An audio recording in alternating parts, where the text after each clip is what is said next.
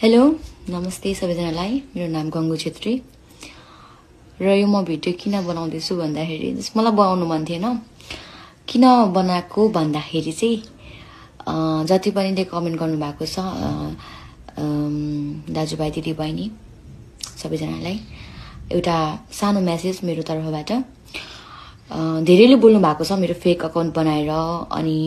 धेरै मान्छेले बोल्नु भएको छ मेरो यस्तो भिडियो देखेर हैन कतिले राम्रो बोल्नु भएको छ कतिले नराम्रो तरिकाले बोल्नु भएको छ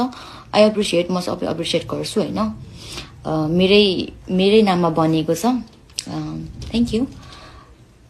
मेन कुरा म भन्न आएको चाहिँ कुरा सरी म बिर्सिहाल्छु हैन सरी कुरा चाहिँ के हो भन्दाखेरि चाहिँ उ मेरो पास्ट थियो उ नभनौं व्हाटएभर अनि पब्लिक नगर्नुको कारण है त मेनली उ मेरो पास्ट भयो हैन ओके मैले मिस्टेक गरे त्यो मलाई राम्रोसँग थाहा छ र गल्ती गरेपछि मलाई झुक्न पनि आउँछ है तर यो बेला चाहिँ मैले रुएर कराएर भन्दाखेरि पनि मलाई चाहिँ हाँसेर बस्न सही लाग्छ हैन र डटेर बस्न सही लाग्छ एन्ड पब्लिक नगर्नेको कारण चाहिँ अनि केस फाइल नगर्नुको कारण चाहिँ यो मेरो पास्ट है अनि कोले याद गर्नुभयो हैन अब सबैले भिडियो त हेरिसक्नु भयो होला हैन यत्रो